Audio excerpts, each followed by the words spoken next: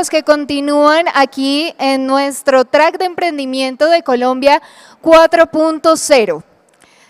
Ahora quiero darle la bienvenida, invitar al escenario a Óscar Durán, director de Product Management, emprendedor, consultor de modelos de negocio y productos digitales, innovación y transformación digital, para hablarnos sobre experimentación para emprendimientos digitales. Óscar, bienvenido.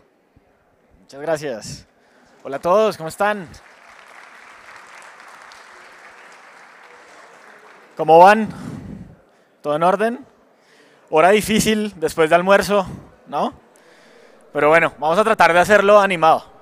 Yo soy Óscar, soy el fundador de Estrategia Podcast, un podcast de emprendimiento digital en Latinoamérica y en España, donde básicamente lo que hacemos es visibilizar historias de emprendedores. Pero antes de eso, pues estuve en el mundo fintech, emprendí en e-commerce, emprendí en wearables, estuve en delivery, trabajando en Colombia, en México, en algunos países de Latinoamérica, ¿vale? Y decidí un poquito hacer un podcast, que ahora se volvió una empresa. Hacemos parte de un catálogo exclusivo de podcast de una plataforma española que se llama Evox. Y decidí hacer el podcast porque creo mucho en las historias, porque creo que el valor que hay en las historias de cada uno de ustedes y de los emprendedores es mucho más valioso muchas veces que lo que hay en los libros. ¿Saben? A mí me encantan los libros, soy profesor y demás, pero creo que las historias hacen mucho sentido. Y hoy les vamos a contar una historia de experimentación. Así como arrancó mi podcast con un post en LinkedIn para ver si la gente estaba dispuesta a escucharlo o no. ¿Sí? Y ustedes que seguramente... ¿Qué hubo?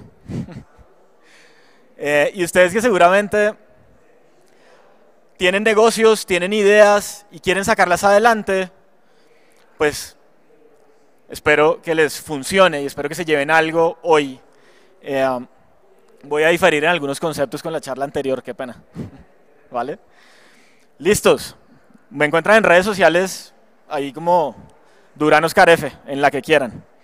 Entonces vamos a hablar un poquito de experimentación, muy rápidamente, ¿vale? Era 2019, febrero 28 más o menos. Yo cogí un avión, me fui con mi esposa para Lima, Perú, de vacaciones. Bueno, yo de vacaciones, ella tenía que trabajar.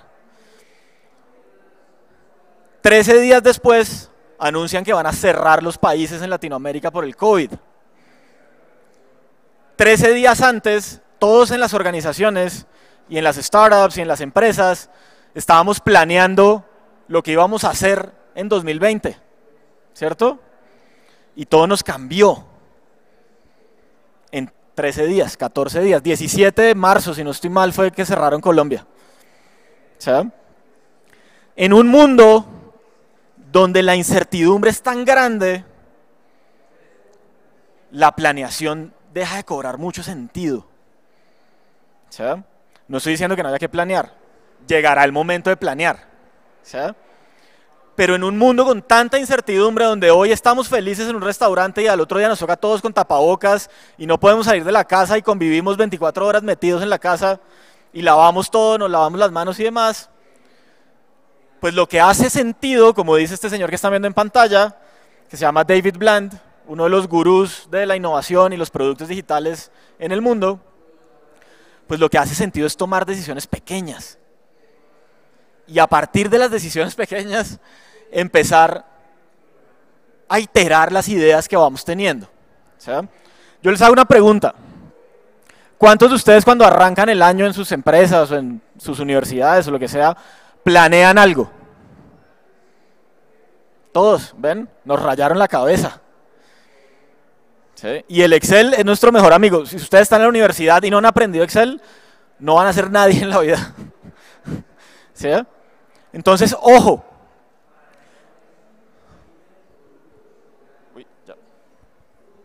Cuando uno tiene una idea, la realidad es esta, que estamos viendo ahí. Un enredo en la cabeza, porque todo le hace sentido a uno. ¿Sí? y yo quiero ser el más grande, y entonces voy a hacer una aplicación, y voy a hacer una página web, y contratamos a los proveedores de tecnología, y les pagamos un montón de billete, ¿sí? Pero la realidad es que todo es un enredo. Entonces, en un mundo que tiene tanta incertidumbre, lo lógico es que en la medida que uno invierta dinero en sus ideas, pues vaya encontrando resultados. ¿Para qué? Para disminuir la incertidumbre. ¿Sí? Listo. Las ideas siempre se ven bien en esas tres cosas que ustedes tienen ahí. En el Excel todos nos hicimos millonarios alguna vez, ¿o no? ¿Cierto? En el PowerPoint todos somos Elon Musk, todos somos Steve Jobs, Steve Wozniak, que estuvo aquí ayer. ¿Sí? Y esto sí, yo soy profesor otra vez y me encanta ser profesor, pero sí creo que hay algo que nos dañó la vida, fue el plan de negocios. Ese libro que nos exigieron hacer a todos para graduarnos. ¿Sí? Entonces, en un plan de negocios, en el PowerPoint y en el Excel, todo siempre se ve bien, todo siempre funciona, mis clientes siempre me compran, no tengo deserción, la aplicación nunca se cae. ¿Sí? Pero la realidad es muy distinta, la realidad es que entre la idea y el negocio hay un camino por recorrer. ¿Sí? Y lo que nosotros siempre intentamos hacer,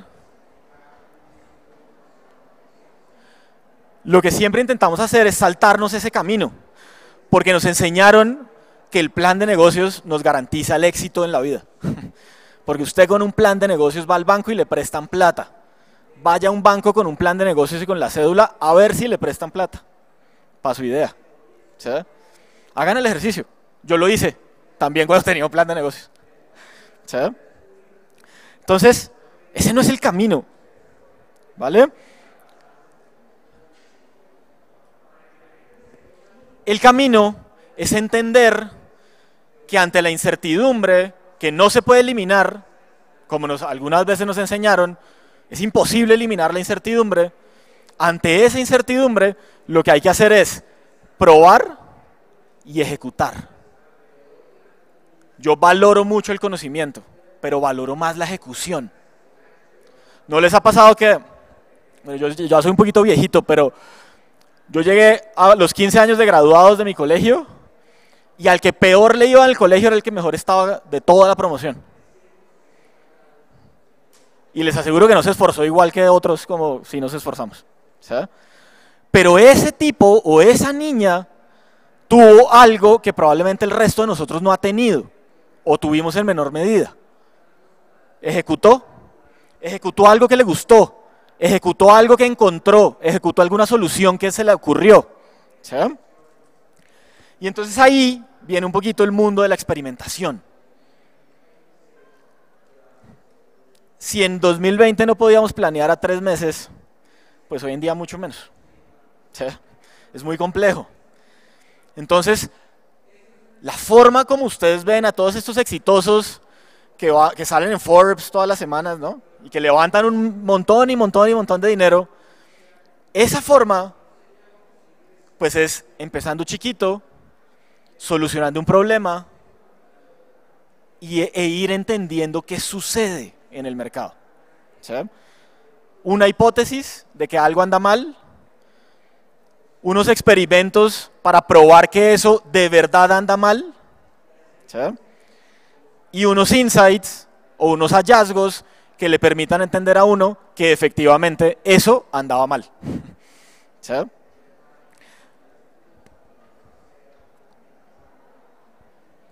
Entonces, hoy en día no estamos hablando de planear, hoy en día no estamos hablando de hacer sesiones de planeación estratégica gigantes, hoy en día estamos hablando de un ciclo de aprendizaje iterativo, un proceso ordenado, un proceso metódico.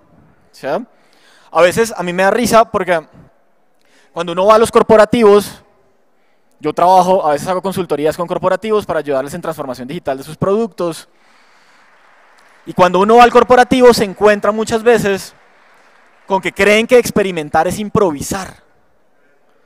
No, es que aquí no experimentamos porque nos gustan las cosas bien hechas. Y es que ¿quién dijo?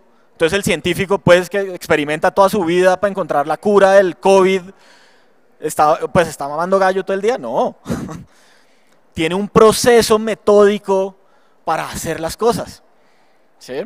Entonces, experimentar no es improvisar, es un proceso ordenado y metódico, donde uno define hipótesis, donde se diseñan los experimentos, donde se construyen prototipos, donde básicamente el objetivo es aprender. Emprender hoy en día es tener la capacidad de aprender más rápido que el otro, ¿sí? Algo como esto, ¿les ha pasado? ¿Alguien ha intentado emprender aquí? Ah, bueno, bien. ¿Sí? A mí me pasó esto. ¿Sí? Uno coge un producto, a ustedes también. Uno coge un producto, lo lanza, feliz, y un día después nadie le compra, nadie le habla, nadie le responde. ¿Sí? Y usted acaba de renunciar a su trabajo. Pero ¿dónde está la habilidad del emprendedor? En la curva de abajo. Pues entonces volvemos a intentarlo. ¿Sí? ¿Por qué? Porque aprendí qué fue lo que no me funcionó. ¿Sí? Entonces, esa es como la forma desestructurada de verlo. Pero también está la forma estructurada de verlo. Listo. Experimentar es un proceso, otra vez, iterativo, y es un proceso organizado. ¿Sí? Puede que uno a veces se salte algunos pasos, eso no está mal, ¿sí? Porque si no perdería uno el flow como natural del ser humano.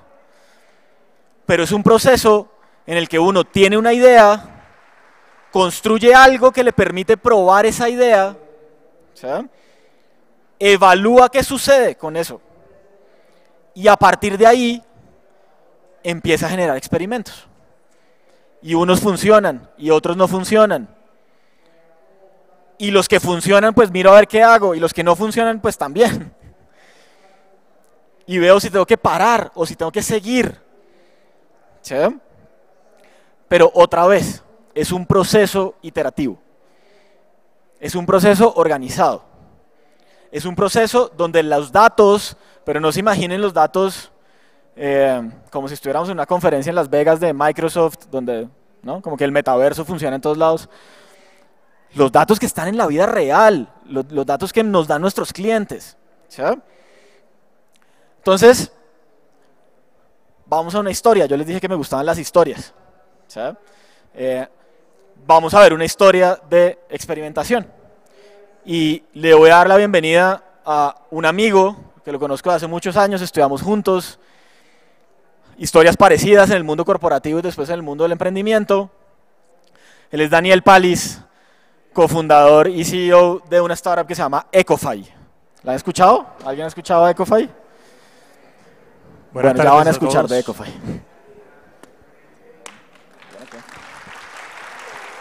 ¿Nos sentamos? Bueno, entonces la idea un poquito en el tiempo que nos queda es dejar de hablar carreta. Les eché un carretazo de 15 minutos, ¿sabes?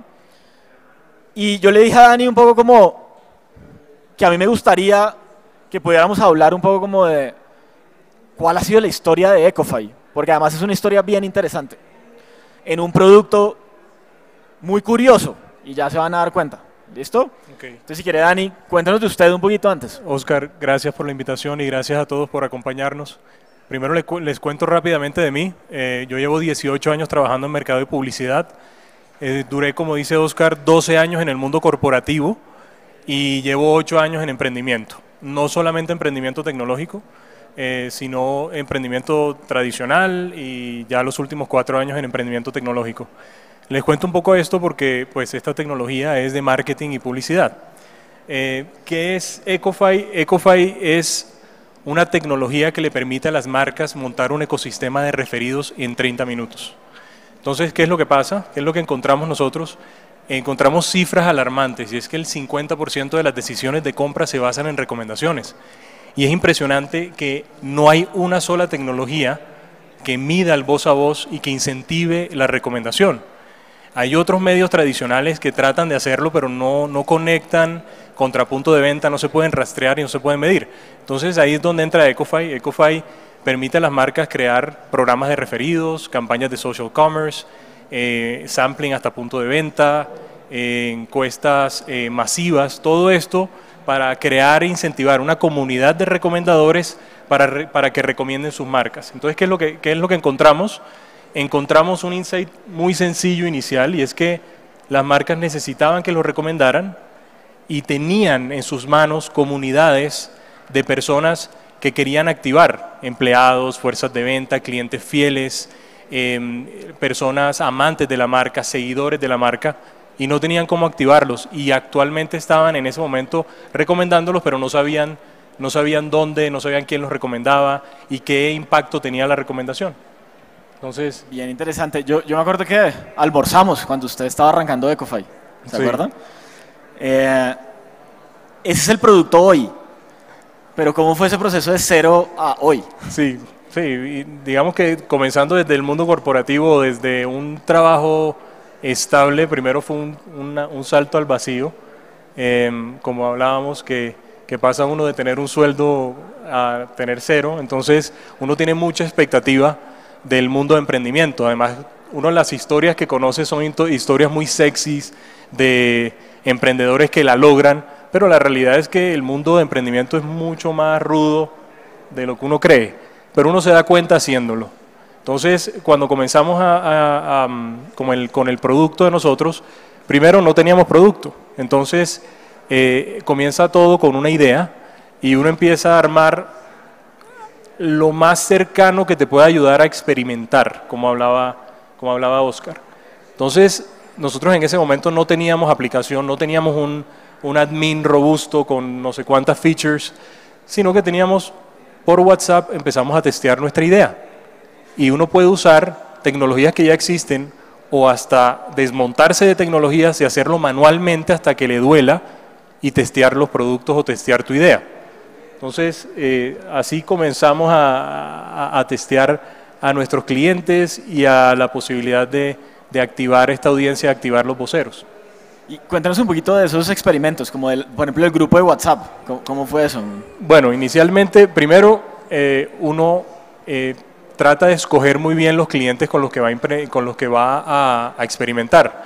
Tienen que ser clientes que soporten que tú estés experimentando con ellos, que soporten errores, que soporten fallas de pronto en la tecnología, en el flujo de los usuarios. Entonces hay que escogerlos muy bien, no irse a clientes gigantes enseguida, de pronto coger clientes pequeños, y así nosotros empezamos a validar unas categorías como salud y belleza, restaurantes, recomendación de productos financieros, recomendación de seguros, que empezaron a validarse cada una de esas categorías antes de desarrollar el producto.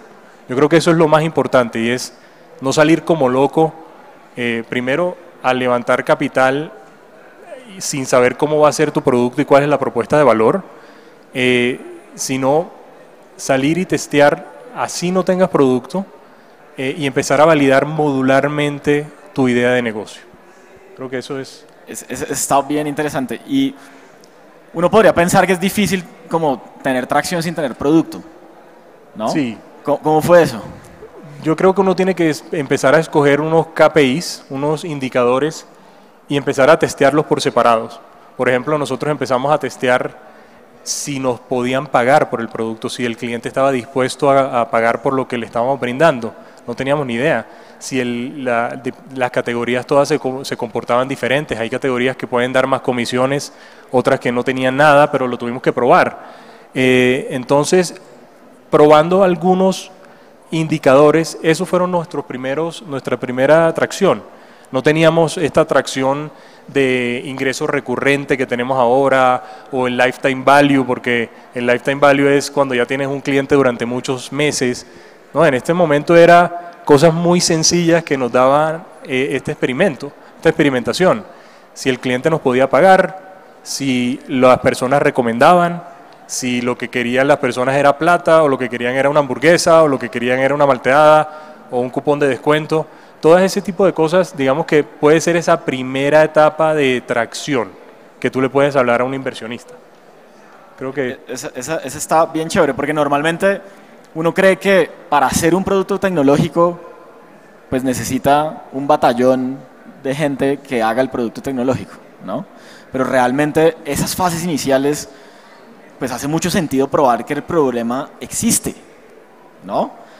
Y que cuando ya pruebo que el problema existe, que me pagan, además, porque problemas hay un montón, ¿sí? Pero no todos están dispuestos a pagar por esos mismos problemas. Y entonces, hoy en día con ese producto, ¿siguen experimentando o pararon? Yo creo que uno nunca para. El product market fit, que es cómo el producto se va moldeando a los clientes, nunca debe parar. Yo creo que uno debe decidir qué tantos features y qué tantas nuevas líneas de negocio tienes que crear. De pronto eso, limitarlo, no salir como loco a hacer 1.000.000 de features y seguir, sino ir validando los features que tiene, las características del producto, ir optimizándolas, y eso yo creo que es lo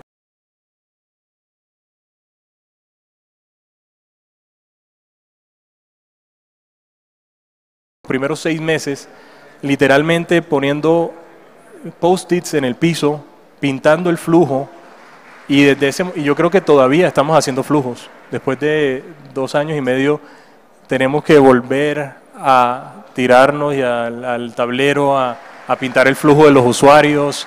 Encontramos que hay fricción en alguna parte y lo tratamos de corregir, pero todo es testeando y midiendo todo data driven. Esa es otra bien interesante, ¿no? Sí. 6 meses, casi un año, como 1 o 2 Solo. personas únicamente, ¿no? Sí. ¿Cómo era eso? Porque fácil perder el impulso. No, muchas cosas. Ahí, digamos que pues, primero no tienes plata, estás trabajando con la plata propia. Segundo, no tienes equipo porque nadie se monta en 000, pues están los fundadores. Y en ese momento, algo curioso es que mis co-founders no tenían el tiempo 100% para meterse en la compañía. Entonces yo entré solo como CEO a trabajar, y eran horas mirando por la ventana, literalmente imaginándome el producto, cómo tenía que ser, y dándose uno contra las paredes, momentos de frustración. Yo creo que en esto es unas semanas estás multimillonario y otras semanas te sientes que no sirve lo que estás haciendo. Entonces, Total. sí. Bueno, y hemos hablado un poquito como de experimentación en producto, ¿no? Y como de cómo evoluciona el producto como tal. Pero creo que también hay un punto importante, y es el negocio, ¿no? Porque, bueno, ya tengo producto, pero si no me pagan, si no tengo clientes, pues complejo. Entonces, ¿cómo evoluciona también un poquito el modelo de negocio de Ecofy? Bueno, este tipo de compañías crecen, si quieren que crezca de manera acelerada, son compañías que buscan inversión. Entonces, primero hay que tomar una decisión inicial, si te vas a ir como producto tradicional, como una empresa tradicional, que crece con su propia caja, que crecen un poco más lentos, o si quieres una empresa de aceleración, que eso tiene que tener unas condiciones para hacerlo. Entonces, nosotros desde el comienzo decidimos que queríamos ser una compañía venture backed, que es que venture capital entrar a la compañía, capital de inversión, capital de riesgo, y eso marca un estilo de compañía y un estilo de negocio.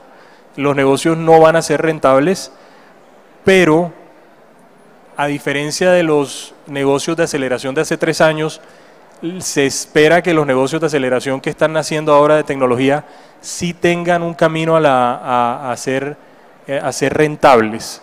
No puede ser todo burbujas. Entonces, los fondos de inversión, los inversionistas, los ángeles inversionistas, digamos que ya no están comiendo tanto cuento de burbujas.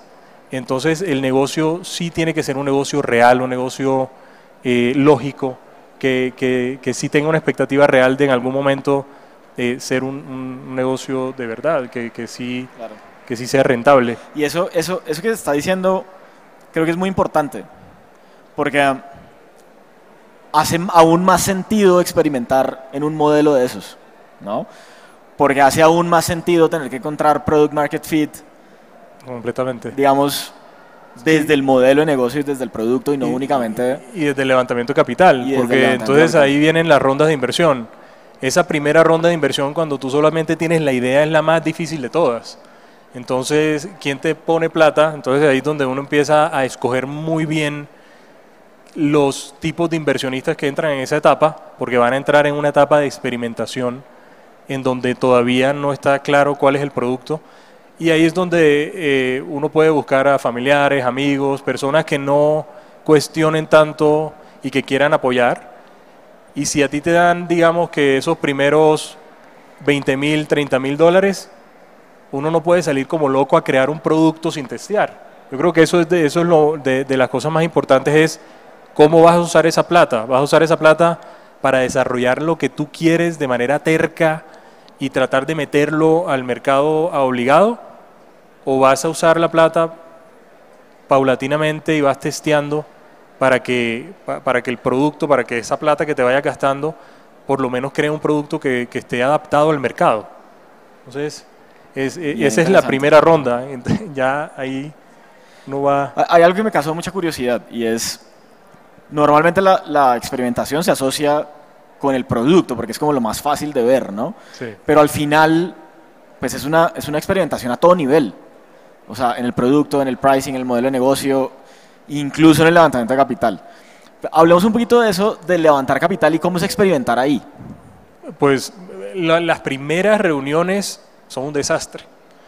Las primeras reuniones no tienen ni pies ni cabeza, eso uno no sabe cómo. Primero uno, el que viene del mundo tradicional, no sabe cómo contar una historia de emprendimiento. Los decks de inversión, los pitch, tienen una estructura muy parecida y uno no está adaptado a eso. Entonces, yo creo que lo primero es contar la historia en poco tiempo, entonces no la puedes contar en poco tiempo, no sabes cuánta plata vas a pedir.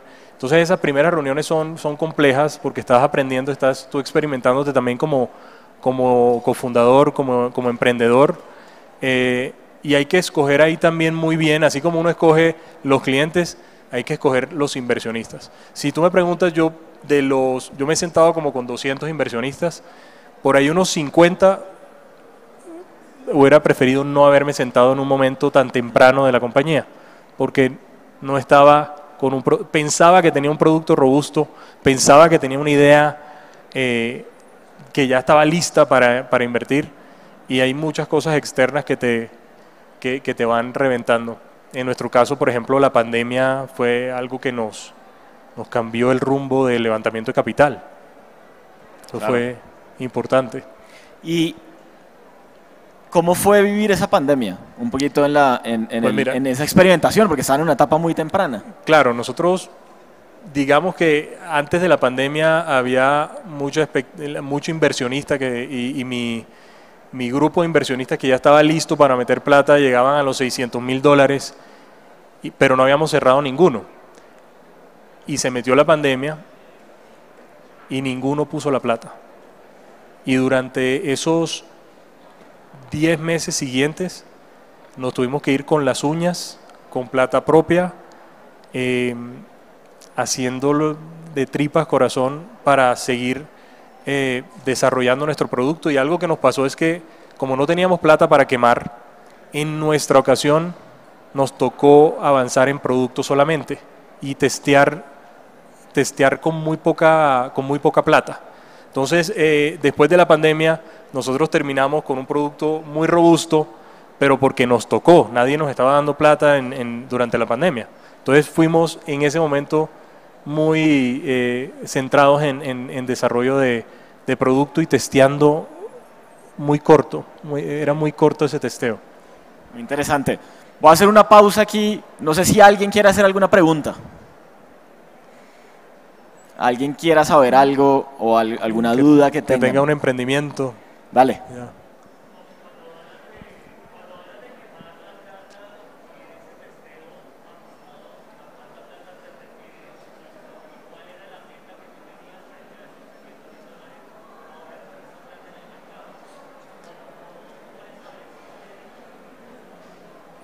¿Cómo se establece, Sí, digamos, la quema? que tenía una meta de 600.000 dólares más o menos hablados en inversionistas y que después de todo ese testeo en el producto, un poquito cómo, La verdad, cómo se establece la meta y cómo se sigue adelante. lo mejor que nos pudo haber pasado es que no nos entrara esa plata.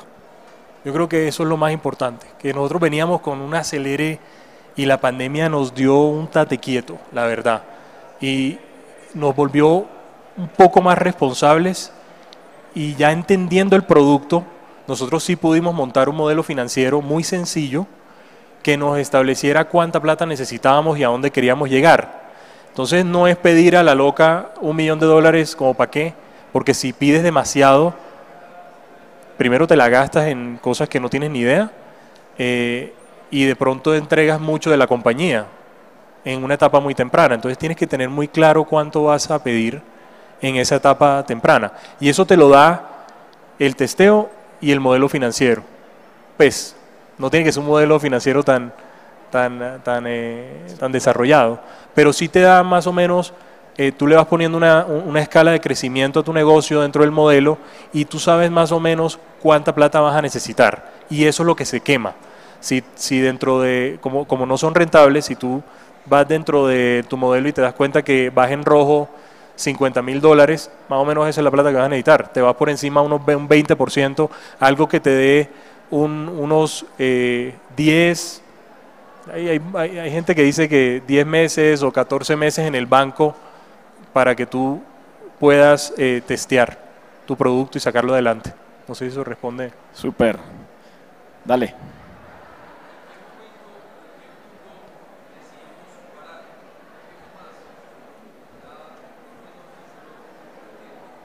Ok, yo creo que eso es una pregunta buena. buena, porque yo creo que la mayoría de gente... La pregunta fue, qué pena Dani, Sí, la pregunta fue en qué momento uno decide parar.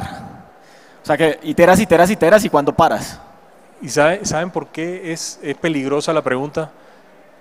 Porque la gente tiende a rendirse.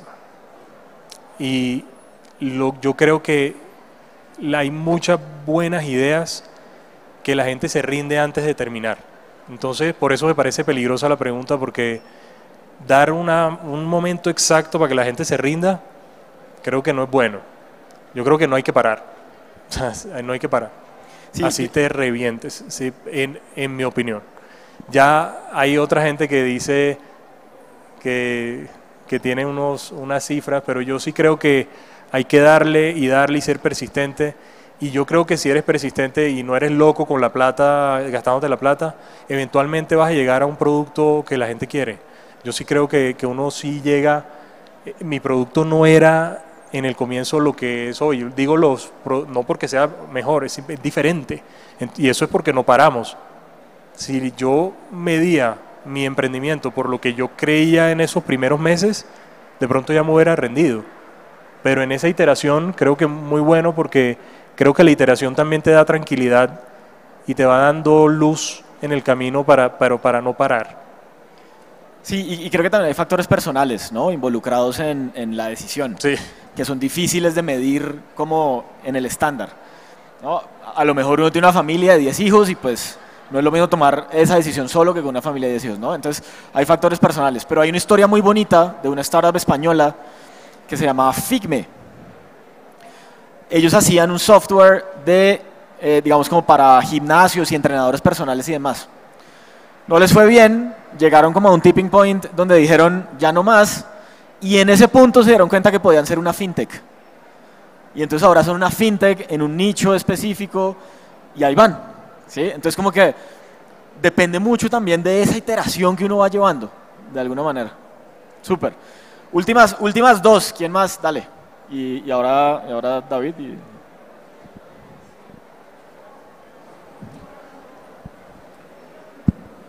Aló. Sí.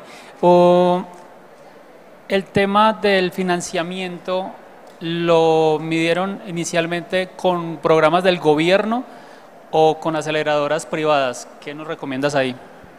Hay varios estilos para comenzar. Primero, la valoración inicial. La gente no tiene muy claro cuánto vale la compañía, y más si es completamente innovadora, que no tienes con qué compararlo en el mercado. Primero no sabes cuánto crees que vale esa etapa inicial. Uno tiende a que la compañía salga con una valoración inicial entre 1 millón y 3 millones de dólares en Colombia. En Estados Unidos funciona diferente. Entonces, basado en esa valoración, tú decides cuánta plata quieres levantar, pero no solamente por lo que necesitas, sino por lo que quieres entregar de la compañía, porque vas a renunciar a una parte de la compañía en esa etapa temprana. Entonces, basado en eso, uno debería entregar aproximadamente en esa primera etapa máximo el 8 o 9% de la compañía, pero después de tener un prototipo, no antes, porque después que te quemas toda esa plata y ya entregaste el 10 y todavía ni siquiera tienes una propuesta de valor. Ahí es donde uno decide si es plata propia, si estás buscando inversionistas, que en una etapa temprana no buscas un fondo de inversión, tú buscas ángeles inversionistas o buscas familiares, o no diría préstamos, porque creo que ahí hay un problema. O si es gobierno, si tienen la oportunidad de entrar a algo de gobierno que sea equity free, que no te quite equity de la compañía, pues también es una buena plata para tener. Fondos de aceleración muy tempranos no te aceptan en los grandes, los fondos de aceleración grandes. Y eso hay que decidir también en qué etapa tratas de entrar a Y Combinator, a Techstars, a Newchip, o a esos temas. También tiene su momento también. Súper.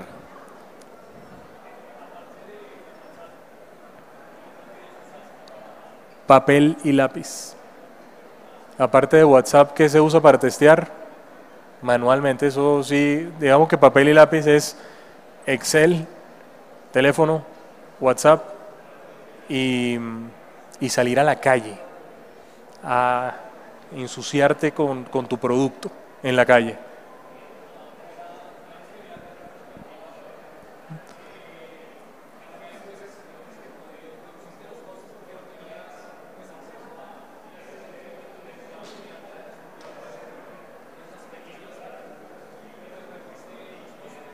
Sí, no, buenísimo, porque ahí los recursos, ¿qué recursos tuve que reducir cuando no pude recibir plata después de la pandemia?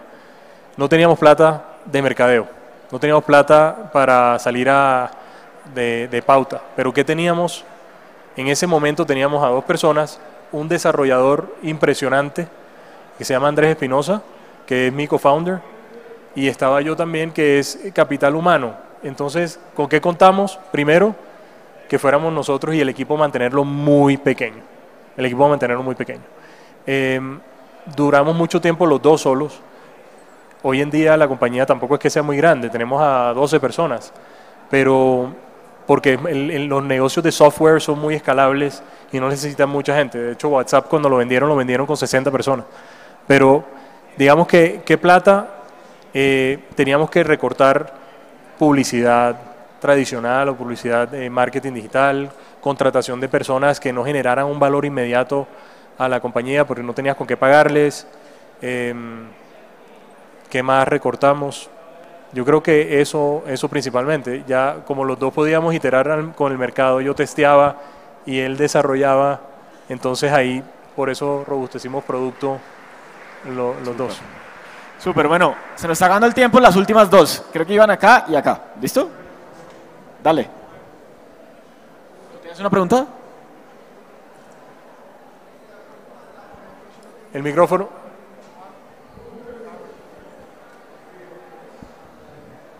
Buenas, ¿cómo les va? Yo quería preguntar, digamos una persona que está en el mundo de empleado, nunca se ha metido al tema de emprendimiento, tiene una idea que le parece que es buena, hablas de testear el negocio, de testearlo, o sea, ¿qué es lo primero que debe hacer esa persona?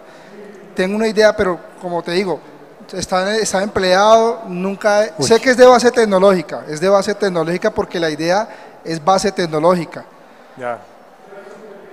¿Y qué es lo primero que debe hacer? Porque si yo tengo una idea, ¿cómo la testeo si no tengo producto? ¿Qué significa el tema de testear? ¿A qué abarca el tema de testear? Hablas de la evaluación financiera. Entonces, una persona, como en mi caso, por ejemplo, tengo una idea, quiero hacerla, yo soy empleado, pero nunca he emprendido, primera vez que vengo a algo de emprendimiento en mi vida es hoy. Bueno, bien, bien, Pero, afortunado pues, nosotros. Bueno, Esa es la pregunta. ¿Qué es lo primero que debo hacer? ¿Sí? bueno, hay varias partes de esa pregunta. Una es que estás empleado y eso es perfecto.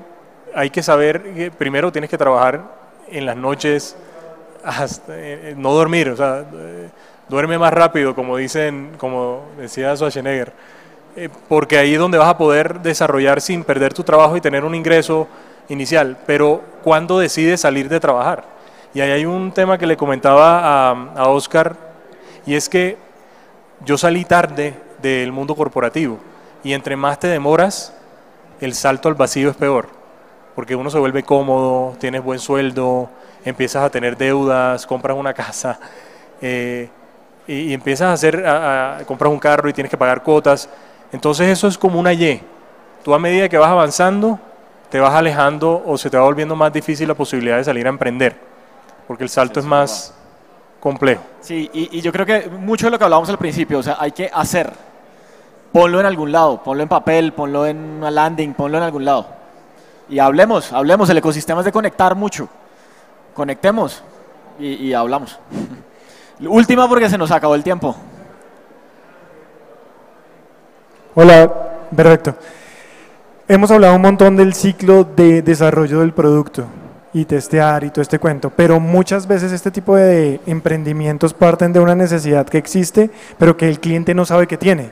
Y eso también hace parte de un proceso de testeo y un proceso productivo comercial, si se quiere llamar de esa manera.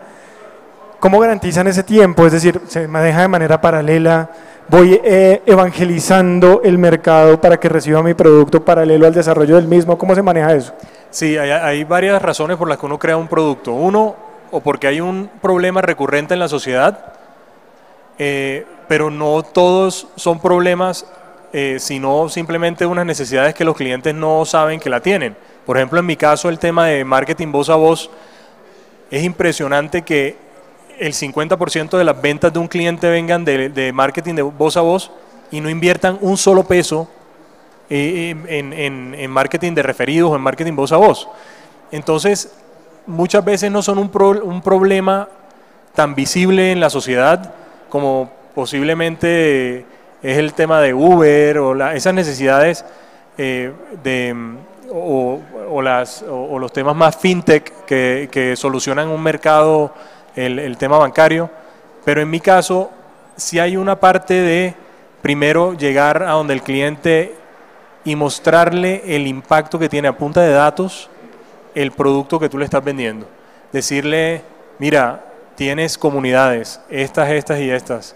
Tu categoría tiene la posibilidad de dar comisiones, pero eso es demorado en el comienzo. Los primeros clientes toca evangelizarlos. Sin embargo, cuando tu producto ya tiene market fit, es mucho más fácil vendérselo, porque ya tú sabes cuáles son los temas que tienes que decir en el proceso de venta y te compran rápido. Nosotros tenemos, por ejemplo, un 80% de los clientes con los que nos sentamos hoy nos compran, y eso es altísimo, porque ya sabemos qué decirles dentro de su categoría.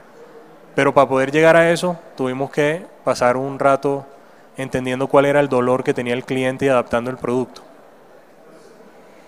Bueno, súper, se nos acabó el tiempo, pero les queríamos dar las gracias.